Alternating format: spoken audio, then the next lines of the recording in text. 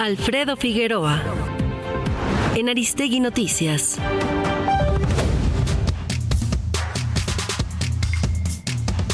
Alfredo Figueroa, buenos días, bienvenido. ¿Cómo te va? 5 de febrero, Día de la Constitución. Día de la Constitución, en un día, además, digamos, de una Constitución maltrecha, ¿no? De una Constitución a la que han golpeado profundamente y que hoy tiene dentro de sí aspectos que son, yo diría, contrarios a la naturaleza misma de la Constitución. Creo que es un día importante para recordar que se le ha dado un golpe a la Constitución en este país en los últimos años y particularmente muchos golpes. ¿Un golpe o varios? Muchos golpes se le ha dado a la Constitución. En los últimos meses ha sido brutal el golpeteo a la naturaleza y al espíritu constitucional, que un día, por ejemplo, habló de la división de 3 poderes de la República, ¿no? Y que hoy se pretenden diluir mediante, como bien hemos dicho aquí, y escuchaba al abogado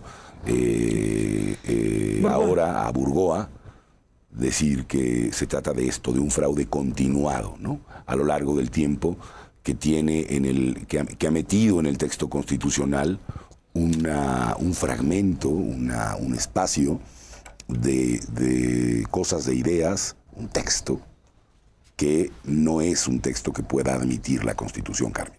En ese día de 5 de febrero, estamos hoy, de 2025, por desgracia, también con un acto de absoluta arrogancia de la presidenta de México, como bien dicen las magistradas, como si fuera su fiesta de cumpleaños, pretendiendo que ella puede decidir si un poder va o no, un poder legítimamente representado, va o no a una celebración de la Constitución. ¿Un acto republicano? Un acto republicano de una persona... ¿Qué debería ser republicano? Bueno, es que el problema es que muestra quién es la señora Claudia Sheinbaum, ¿no? Cuando ella piensa que el país o que una celebración constitucional le pertenece a ella o a su voluntad, a sus obvias razones, a sus emociones. No, a la presidenta de la República no le corresponde determinar a quién invita o a quién no invita a una celebración que es de la República, y justamente muestra eso que hemos dicho en otras ocasiones, que de pronto se creen estos que están hoy en el gobierno, que el país es suyo, que los actos republicanos que son de todos son de ellos, y en fin, muestra, me parece, este carácter autoritario y con rasgos muy graves de comportamiento. Hacer esto es más que una grosería, que lo es, por supuesto, pero no se trata de juzgar a alguien por si ha sido grosero o grosera. Se trata en realidad de entender que alguien que asume que puede hacer una cosa de esta naturaleza se siente dueña de algo que no es dueña. Se siente dueña de una potestad que no le es propia. Bien dicen las magistradas, no es su fiesta de cumpleaños. Pero bueno, pero tampoco es la fiesta de cumpleaños de Donald Trump. Y mira que se está repartiendo el pastel entero. Bueno, creo que lo del fin de semana, Carmen, nos deja muchas evidencias nuevas, ¿no? Yo por ahí diría, nos muestra cosas que empiezan a revelarse en medio de tantas amenazas como ha proferido el señor Donald Trump. Bueno, hay que decir, yo creo que, como se dice en derecho de previo y especial pronunciamiento, que iba a decir Vicente, que Donald Trump es un tipo, a mí no me queda duda, que su comportamiento es un comportamiento no solamente el de un imperialista, ¿no? El planteamiento de un imperialista, sino con rasgos asociados al fascismo, a elementos supremacistas, desde luego discriminatorios, etcétera. Es decir, no estamos frente a un personaje que pueda ser calificado, me parece a mí, como un producto, digamos, o como un político que actúe basado en las reglas que la modernidad impuso y en los valores generales, digamos, que la civilización fue construyendo a lo largo del tiempo, sino que es un político que es la negación de la civilidad y de las posibilidades digamos, de avance en medio de la pluralidad y el entendimiento político. Por supuesto, para nosotras y nosotros, que somos mexicanas y mexicanos, es inaceptable el tipo de mentiras que este tipo ha planteado a propósito de nuestras paisanas, nuestros paisanos, aquí y allá, pero no solamente de nuestros paisanas y nuestros paisanos, sino de muchos otros grupos humanos en el mundo, ¿no? A los que cree que puede o que tiene otro, que se piensa. Fíjate, porque empiezan así de chiquitos, no invitando a ministras, y luego terminan diciendo: yo tengo la capacidad de determinar qué pasa o qué no pasa en un país distinto al mío. O sea, o tengo la capacidad de, incluso en mi país, aplastar a grupos que no piensan como yo. Bueno, así se empieza, no invitando, y se termina como Donald Trump. Es el mismo tipo de proceder, es el mismo tipo de principio que yo he dicho aquí. Estos son los contrastes, ¿no? Entre una cosa y otra. Bueno, dicho eso de Donald Trump, el personaje lo tenemos más o menos caracterizado. Creo que en esta ocasión revela algunos otros puntos que creo que son importantes a tener en cuenta. Entre otros, que puede seguir haciendo amenazas, y que esas amenazas son, en una parte, un bluff frente a cosas que no puede hacer, frente a riesgos que no puede tomar, y que sí hay grados de racionalidad en torno a determinar si efectivamente puede establecer aranceles como se le dé la gana, o realmente lo que se trata es de poner una amenaza sobre la mesa, una pistola sobre la mesa que no se va a disparar, ¿no? Una pistola sobre la mesa que dice 25% de aranceles, ¿no? Pero al mismo tiempo esos 25% de aranceles serán una amenaza para que empecemos una conversación en donde tú estés de rodillas y yo esté con mi pistola diciéndote: ¿vas a hacer esto o no vas a hacer esto? Ese me parece como el espacio en donde tenemos que mirar esto. ¿Qué nos dice, creo que lo que pasó el fin de semana? Y creo que hay que irlo desmenuzando. Primero, algo de lo que ya nadie quiere hablar en medio de esta gran propaganda política que ha habido a nivel nacional. Es increíble cómo el control del sistema de medios de comunicación de este país es enorme. Las portadas en México y en otros países diciendo qué gran cosa acaba de lograr Claudia Sheinbaum, ¿no? Es notable el cómo hay una esto que hace algunos años bautizamos algunos como el nado sincronizado, ¿te acuerdas? Es un nado sincronizado en los medios de comunicación impresionante, ¿no? 80%, es una gloria. 30 días de plazo, 10,000 soldados después movilizándose, una declaración sobre que el gobierno mexicano está vinculado al narcotráfico, al crimen organizado, y este tipo de portadas, ¿no? Así, impresionantes. Bueno, así se construyen y se deconstruyen, ya veremos, algunas de las cosas que van a ir ocurriendo seguramente con la relación con Estados Unidos. Primera cosa que me llama la atención, Carmen. Sí advierto, y ya lo planteaba, que hay una parte que creo que el gobierno de México ha leído bien, que tiene que ver con está blofeando. O sea, es decir, creo que aquí hay una lectura no solo de Claudia Sheinbaum, sino también creo que del entorno de Claudia Sheinbaum, en donde están cuidando muy bien las palabras, sí, cuidando muy bien los términos, para decir: esta parte de este cuate es bluff. Me está pidiendo algo que yo estoy dispuesta a dar, y él necesita salir con un relato y yo necesito salir con otro. Casi parece un acuerdo, digamos, para darle una cierta tranquilidad a un término de relación. Y evidentemente ha habido un cabildeo en los Estados Unidos, un poco invisibilizado, ese del que no habla la prensa, un cabildeo desde los propios, digamos, empresarios norteamericanos, y desde distintos, digamos, sectores de poder en los Estados Unidos, que han jugado un papel muy relevante a la hora de salir a plantearle a Trump, muy probablemente en privado, que habría repercusiones importantes para negocios y para intereses, que tiene en los Estados Unidos y grupos que son apoyadores de Trump, Carmen. Es decir, hay evidentemente ahí un diagnóstico de un conjunto de actores que están saliendo a plantear: uno no puede hacer 25% de aranceles, porque he escuchado analistas de todo tipo hablar de, sí, pero ¿qué le pasaría a Estados Unidos y qué le pasaría a México? A ver. ¿Qué le pasaría a 250 empresas que tienen los Estados Unidos en Estados Unidos que son apoyadoras de Trump y que financiaron la campaña de Trump? No. O sea, no sé, el análisis total, global, no es el punto aquí, el eje central aquí. Porque en la política no existe una cosa que se llame la economía de México y alguien hable por ella, y la otra de la economía de Estados Unidos. Esas son abstracciones que utilizamos para entender lo que puede ocurrir en términos macro. Pero lo que hay en términos reales se van a desaparecer tantas empresas en una zona específica de tantos votantes con tales condiciones específicas.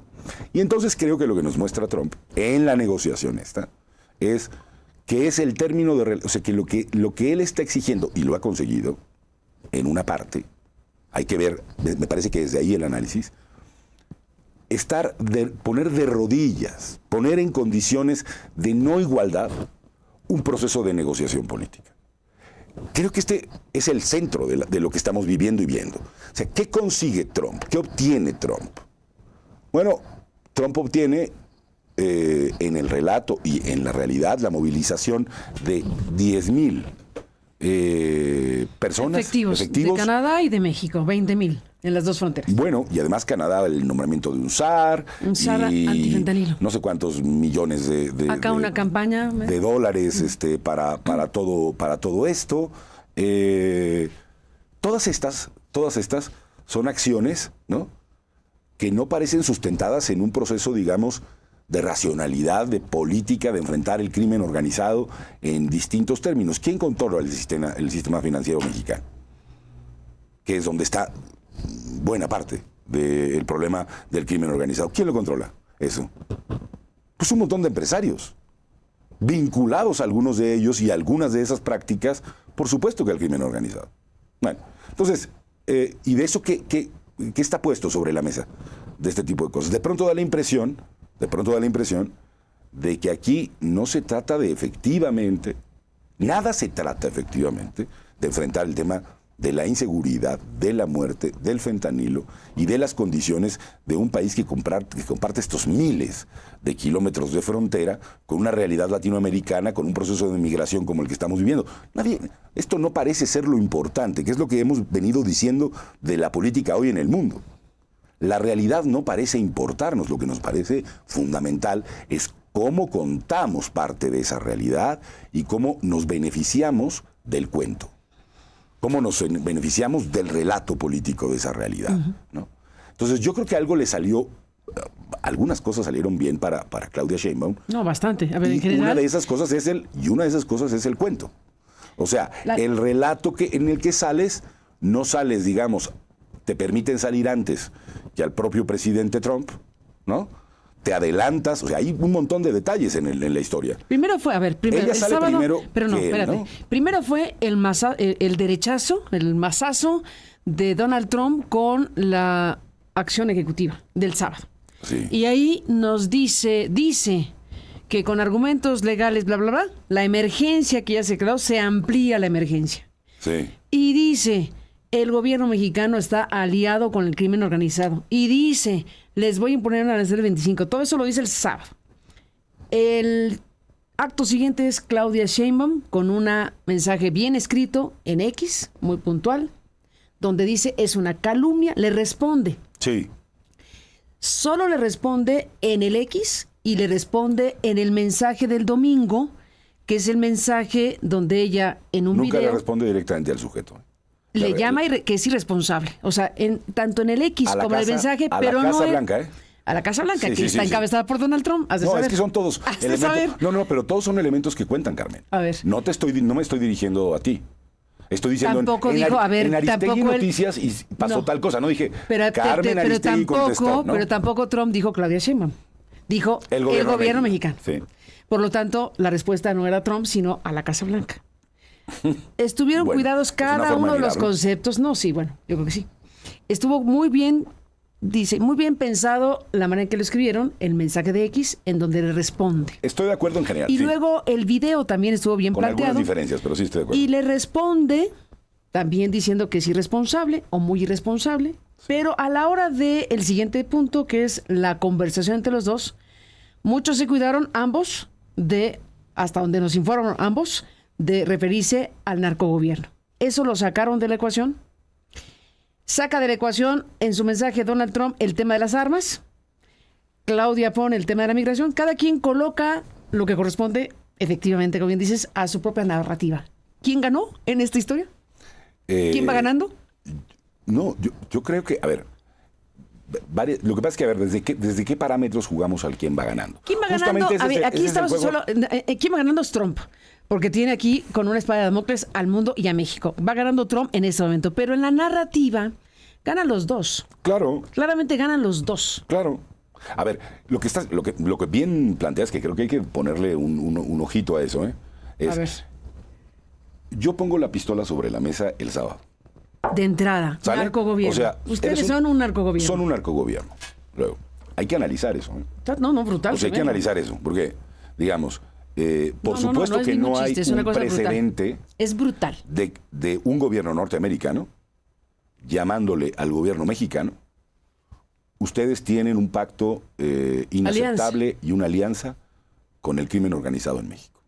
Este es el planteamiento. Eso se llama poner, y vienen todas estas cosas. Porque te has comportado así, pongo la pistola sobre la mesa. Para resumirlo de alguna manera. Totalmente. Y la respuesta, que se llama una respuesta inteligente, Sí.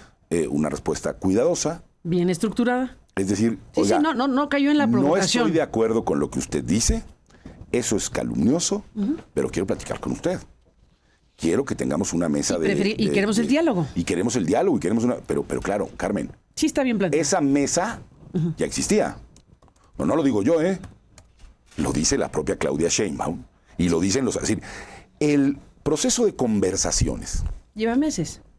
que tiene, entre otros, Marcelo Ebrard y Juan Ramón de la Fuente, y muchos más, empresarios mexicanos, Sí, sí, con sí. empresarios No puede ser de norteamericanos. otra manera, no puede ser de otra manera. Evidentemente Claro que viene no. en ese juego. Pero de lo que estamos hablando es del espectáculo, digamos, final de la cosa, ¿no? Es decir, del relato y yo creo que con buen sentido tú dices, a los dos les sale bien el cuento, o el relato, El la relato, narrativa. sí, hasta el momento sí. La cosa que En nos esa están... franja de cosas. En esa franja que nos sale bien. ¿Qué parece? Ya dije lo que es Trump, Ojo que, por eso dije de previo especial pronunciamiento, no me vengan a mí a decir al rato, ¿no? Siempre hay unos listillos que te van a decir o van a recortar alguna cosa del programa para decir, estaba defendiendo a Trump, Ojo, no. O sea, me parece una relación inaceptable también. La de que alguien te ponga sobre la mesa una pistola de tal naturaleza y que pase eso. La pregunta creo que queda ahí, este es el escenario como lo veo, es, ¿podían hacer otra cosa?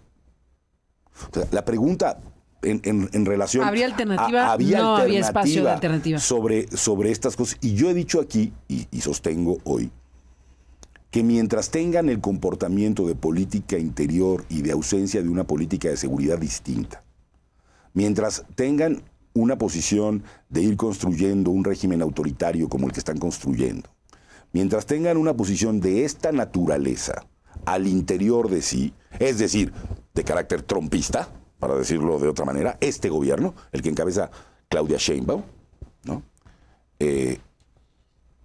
Sus capacidades de poder actuar en una dirección distinta a la que están actuando son iguales más o menos a cero. Es decir, van a tener que asumir ese conjunto de imposiciones buscando que el cuento y el relato salga razonablemente bien.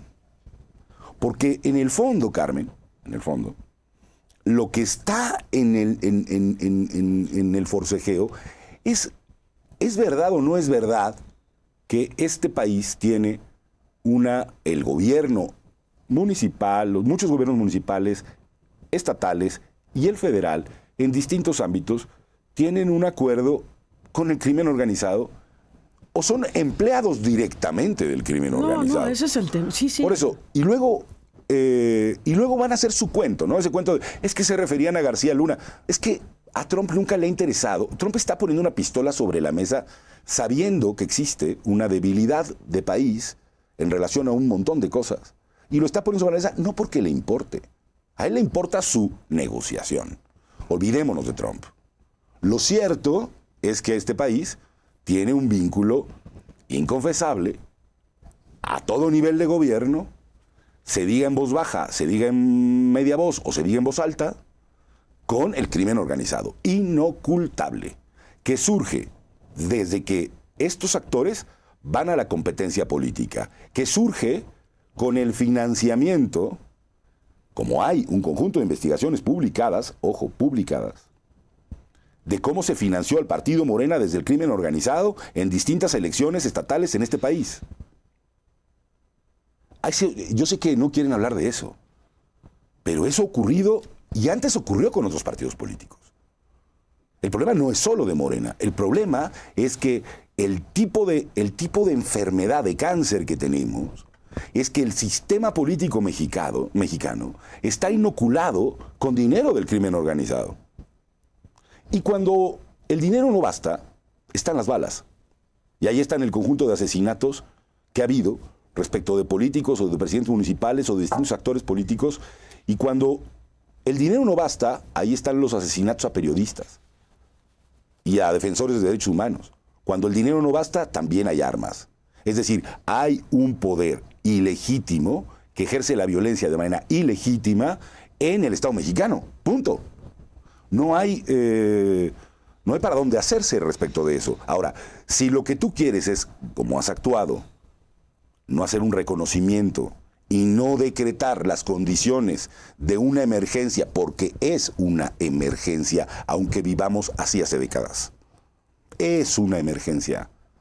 El nivel... Como dice Trump, y así declararon. Pero bueno, por sí. supuesto que lo es. Hay una emergencia de seguridad en este país.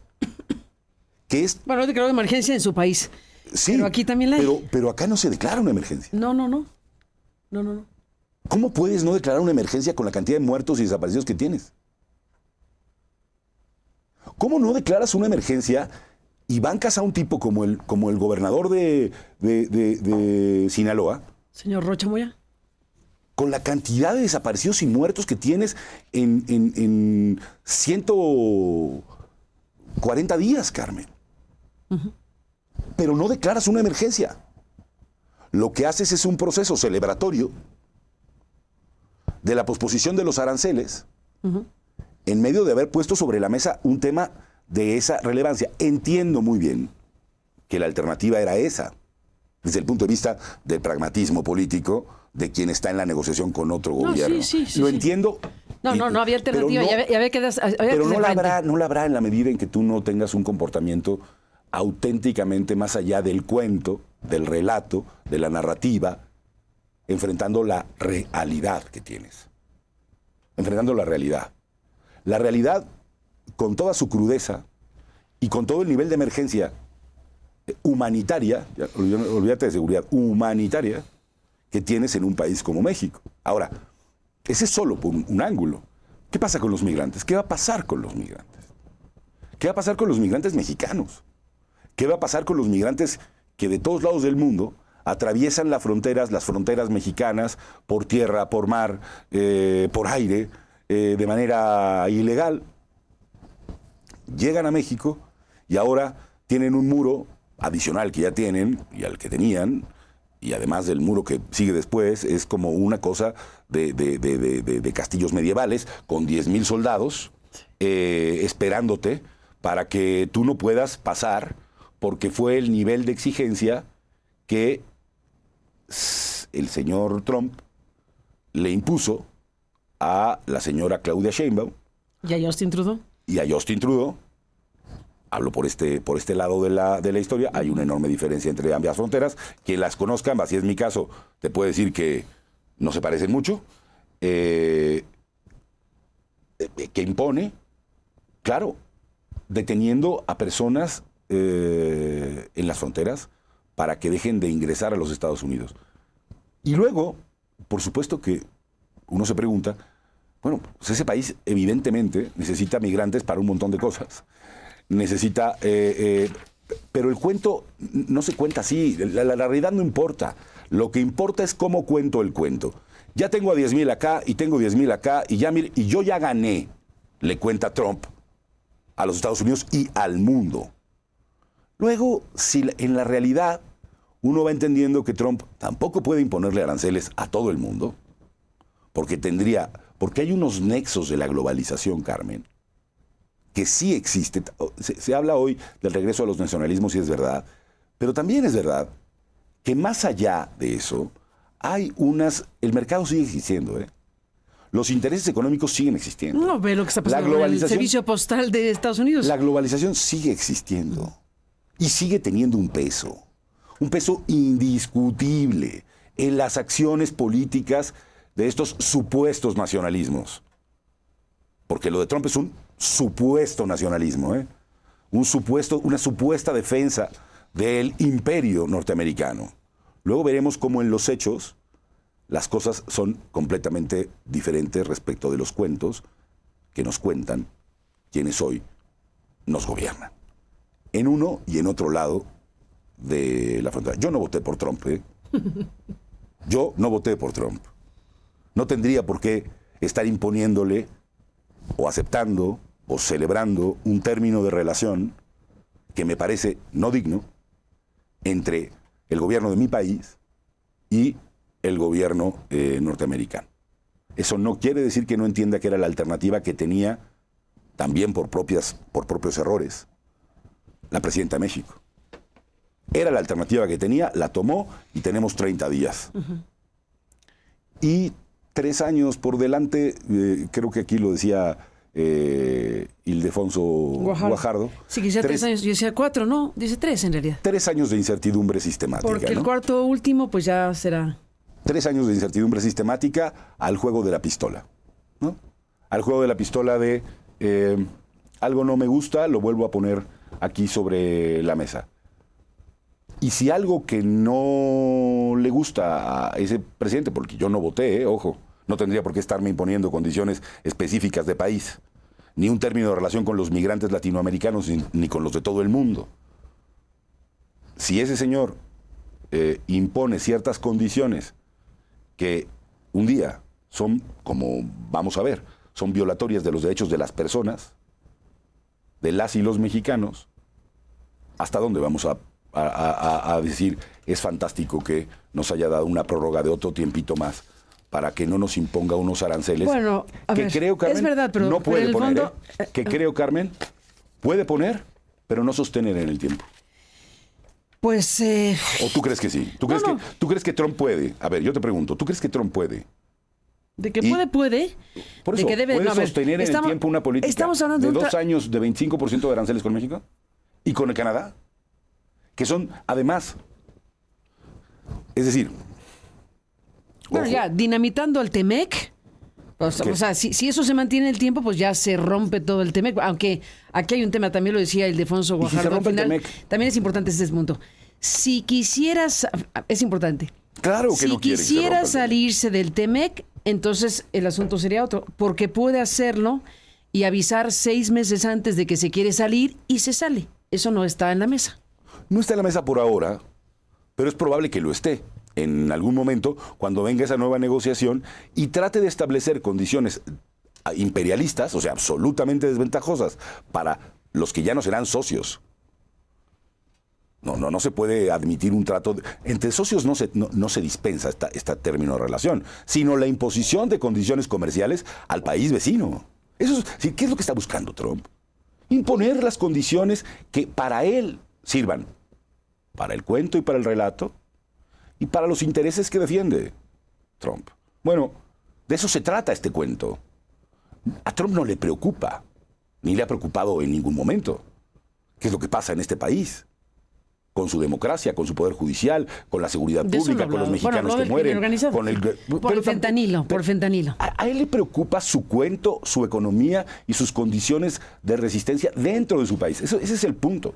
Y creo que sí hay un grupo de análisis importante del gobierno mexicano que ha detectado, creo yo que con buen juicio,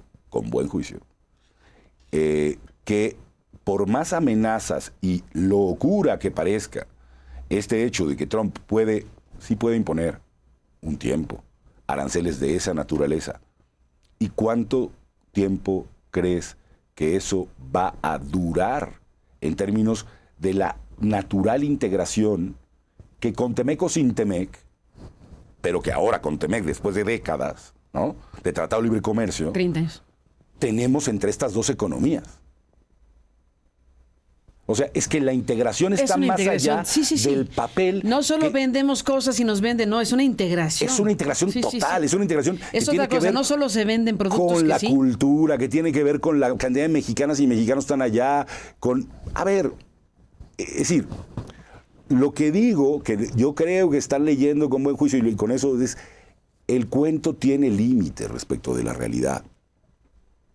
El cuento tiene límites, sirve como amenaza, sirve como temor, sirve para el relato, sirve para el teatro, sirve para la política, pero la realidad es un nivel de integración y una globalización que van a jugar un rol hoy, mientras no hagamos las desconexiones que ese supuesto cuento, ¿no?, quiere contarnos. Yo me puedo desvincular mañana, dice Trump, Carmen. Hay que nomás escucharlo. No necesitamos ningún producto de México, ni de Canadá ni de México. Lo tenemos todo. Bueno, eso es insostenible. Eso es insostenible. No tienen ni la mano de obra. Vamos, ya. O sea, es decir, punto. Eso es insostenible. Entonces, creo que vamos a tener que estar luchando en la incertidumbre de estos comportamientos del cuento, o del teatro, de la narrativa, de la amenaza y la realidad. Y en esos veremos, creo yo, que se cuelan un montón de intereses que son los que van a estar jugando en un rol. Ahora, también creo que los Estados Unidos son un país que tiene, en cierta medida, a pesar de la vergonzosa elección que hicieron del actual presidente, son un país que tiene organizaciones, instituciones y condiciones. Ha sido históricamente una superdemocracia. En cierto sentido, sí. Y creo que tiene una cierta solidez institucional, un poco invisibilizada por este huracán de los primeros 3 semanas o 4 semanas que lleva Trump en el poder, pero que están ahí. Y que vamos a ver en qué medida resisten todos estos llamados y comportamientos locuaces de un hombre todos los días de su oficina firmando órdenes a su país y a su país respecto del mundo. Es decir, el emperador firmando estos pliegos que se leerían en lugares distintos, el rey, ¿no? Firmando, el rey ordena lo siguiente, y Le llamamos emperador esta mañana, porque rey no es suficiente. Fíjate que rey no es suficiente, te voy a decir por qué. Te voy a decir por qué. Porque el emperador, ¿no? El emperador sería aquel que tiene como vasallos a los otros reyes. En realidad ya le va quedando más el tema de emperador. Le va quedando. El emperador es el que tiene sometidos a los demás reyes y grandes príncipes. De acuerdo. Y a eso está sonando. A eso suena, me parece, sí, top, claro. Rey no alcanzaría. Y además una suerte de imperio, ¿no? De imperialismo. Por lo tanto, un imperio. Sí. Lo que yo decía es estas cosas que vimos, ¿no? Cuando escribe sus órdenes ejecutivas, es un legajo, un texto aquel que se leía en los otros... Donald Trump, así dice. Yo, Donald J. Trump. Sí, decreto lo siguiente, así 2 dice, puntos. Sí. Si hay instituciones o no, no me importa, pero me está sirviendo para aquello que estoy tratando de construir a lo largo de distintos espacios. Bueno, por ahí, Carmen, veo yo esta relación y lamento que esta es la alternativa que le esté quedando a un gobierno como el de Claudia Sheinbaum, que lo que no quiere es, y no le parece, es hacer una rectificación democrática de su proceder para poder tener alternativas civilizadas y democráticas para poder enfrentar, me parece, a una incertidumbre del tamaño, de la forma y de la amenaza sistemática que entre cuento y realidad va a tener Donald Trump los próximos 3 o 4 años respecto de México. Es importante detenernos y te propongo hacer una pausa y volvemos en la parte final de esta mesa y de estamos en la parte final del programa, pero es importante detenernos en la respuesta que dio ayer la presidenta Sheinbaum en la conferencia matutina. Le preguntó el colega Eduardo Ortega de El Financiero, saludos al periodista y al Financiero, que le preguntó sobre qué opinión le merece pues este conjunto de señalamientos que se hacen en relación precisamente al tema. Estamos hablando de varias cuestiones que se preguntaron ahí, su opinión sobre los señalamientos que hacen sobre las reformas y la elección judicial. Estamos hablando de que se está acusando de que se hace fraude a la Constitución. Se están preguntando varias cosas al respecto. Y bueno, pues está también el tema de la respuesta a la acusación de narcogobierno. Así que déjame hacer una pausa y regresamos en la parte final. Alfredo Figueroa, en Aristegui Noticias.